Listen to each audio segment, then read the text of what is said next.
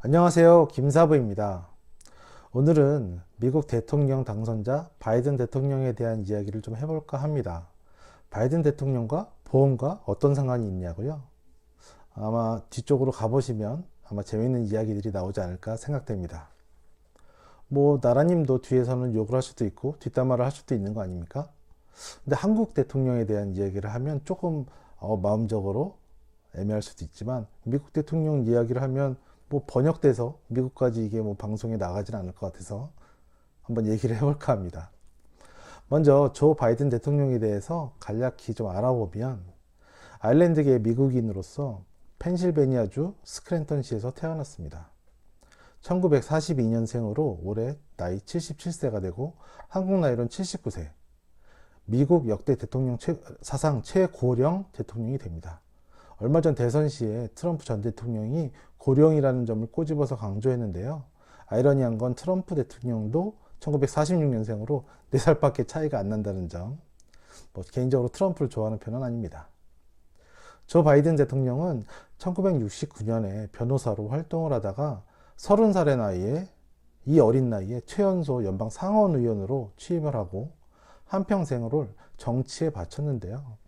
하지만 상원의원으로 선출되고 얼마 지나지 않아 좀 안 좋은 일이 생깁니다. 그해 크리스마스 쇼핑을 하러 간 아내 닐라와 1살 된 딸 나오미를 교통사고로 잃는 아픔을 겪기도 했습니다. 5년 후에 바이든은 영어 교사인 질 제이콥스와 재혼을 하고 계속 상원의원으로 활동을 하던 중 1988년에 목 통증이 상당히 심해져서 입원을 하게 되는데요. 이때 병이 뇌동맥류 파열에 의한 지주막하 출혈이라는 병이었습니다. 뇌출혈이었죠. 13시간 동안 수술을 받고 이후 사경을 헤매이긴 했지만 7개월 만에 재활을 해서 복귀를 합니다. 뇌동맥류 파열은 매우 치명적이어서 병에 진단된 3분의 1은 그 자리에서 사망을 하고 3분의 1은 뇌경색이나 수두증 같은 심각한 합병증을 남겨 치매를 일으키기도 한다고 해요. 무서운 병이죠. 다행히도 후유증 없이 회복이 됐고 몇 달 후에도 예후 증상, 그러니까 좀 안 좋은 증상이 좀 있어서 예방 차원에서 2번째 뇌동맥류 수술을 합니다. 이 수술도 잘 성공적으로 끝나서 지금 활동을 하고 있는 거죠. 재혼한 두 사람 사이에서는 태어난 딸 애슐리가 있었고, 전처 사이에선 죽은 딸 나오미 외에 아들 보와 헌터가 있었습니다. 아들 보가 큰아들, 헌터가 둘째 아들. 장남인 보 바이든은 델라웨어주 법무장관까지 역임을 했지만 2015년에 뇌종양으로 사망을 합니다. 인품, 학벌 어디 하나 빠질 것 없었지만 젊은 나이에 요절을 했죠. 자식을 먼저 보내는 슬픔이 얼마나 대단할까요? 그렇다고 하면 바이든 가족에게는 가족력이 좀 있다고 생각이 되네요. 아버지인 조 바이든이 뇌동맥류, 뇌출혈이 있었고, 아들은 젊은 나이에 뇌종양까지. 인생사 참 덧없다는 생각이 드네요. 조 바이든 대통령이 이전에 부통령도 했다는 거 알고 계십니까? 2008년 미국 44대 대통령 대선 당시 민주당 경선 후보로 나왔었어요. 그런데 그때 상대가 오바마였죠. 안 될 조짐이 보이자 경선 중단을 선언했는데요. 오바마 전 대통령은 자신보다 나이가 한참 많은 조 바이든을 부통령 후보로 지명을 하고 8년 동안 미국 부통령으로 근무를 합니다. 올해 3번째로 대선 출마가 되는데요. 드디어 대통령으로 당선이 됐고, 대선 당시 치매에 대한 논란이 끊이지도 않았었어요. 통계에 따르면 65세 이상 노인의 10%가량에서 알츠하이머 치매를 앓게 된다고 알려져 있는데요. 당시 조 바이든 뿐만이 아니라 트럼프 역시 인지장애가 있다는 의혹을 받기도 했었죠. 먼저 조 바이든 대통령의 큰아들 보 바이든, 젊은 나이에 뇌종양으로 사망을 하긴 했는데요. 여기서 뇌종양이란 걸 보면 뇌종양에도 양성인 뇌종양과 악성 뇌종양으로 구분을 할 수가 있는데요. 양성이라고 해도 크기가 커지면 뇌의 기능적인 부분을 압박해서 그 안에 종양이 있으면 그걸 압박할 수 있는 거죠. 그래서 암보험 가입 시에 일반암 진단금이라고 하면 일반적으로 악성 신생물을 의미하기 때문에 뇌종양이 만약에 양성이란 판정이 나오면 암 진단금을 받지 못하게 되는 거죠. 그래서 보험 설계할 때 암 진단금과 유사암 진단금 외에도 보험료가 비싸진 않지만 양성 뇌종양 진단비라는 담보가 있어요. 이걸 넣게 되면 이러한 경우를 대비할 수 있게 됩니다. 암 진단금 외에 양성 뇌종양 진단비라는 담보 꼭 넣어야 됩니다. 이런 보험을 가입했었더라면 큰아들 보 바이든은 보험금을 탔을 것이다. 그러면 바이든 대통령은 어떤 보험을 가입했었다면 좋았을까요? 바이든 대통령이 뇌출혈로 쓰러져서 수술을 2번이나 했는데요.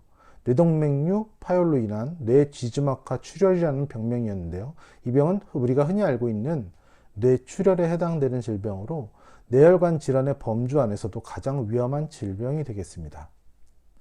뇌동맥류는 뇌혈관이 풍선처럼 얇게 부풀어 있는 상태로 터지기 전은 대부분 아무 증상이 없어요.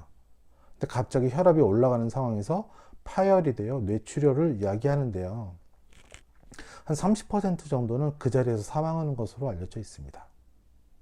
사망을 하게 되는 건 어쩔 수 없지만 살게 되더라도 심각한 장애를 일으킬 수도 있는 거죠.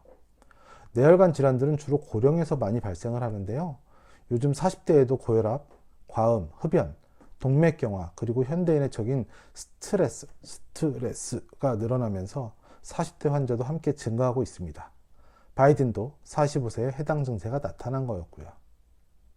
정말 조심해야 되는 질병입니다. 저도 갑자기 무섭다는 생각이 드네요.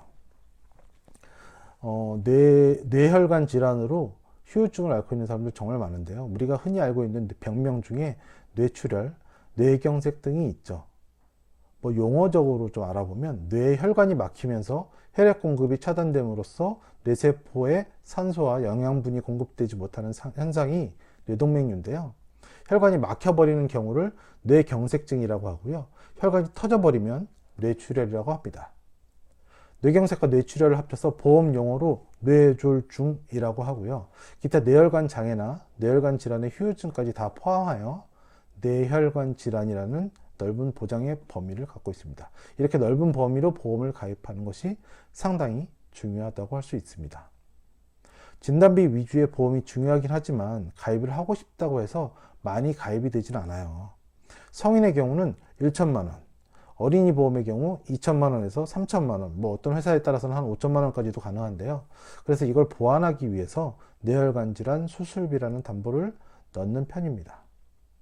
예를 들어 뇌혈관 진단비 1천만 원, 뇌혈관 수술비 1천만 원을 가입했다고 하면 바이든 대통령의 경우 뇌출혈 진단금을 받고 수술을 했으니 진단금 1천만 원, 수술비 1천만 원에 2천만 원의 보험금 지급이 가능했을 텐데요. 바이든 대통령이 3개월 후에 뇌에 터지지 않은 뇌동맥류 파열을 방지하기 위해서 2번째 수술을 합니다. 여기서 기억해야 할 점은 진단비는 한 번 지급되면 없어지지만 수술비는 계속해서 반복 지급을 한다는 점이죠. 보험을 가입하고도 몰라서 못 받는 경우도 많을 텐데요. 뇌혈관 진단비는 일회성 지급이지만 뇌혈관 질환 수술비는 반복해서 지급한다고 하니 이러한 경우에 도움이 되는 팁이었습니다.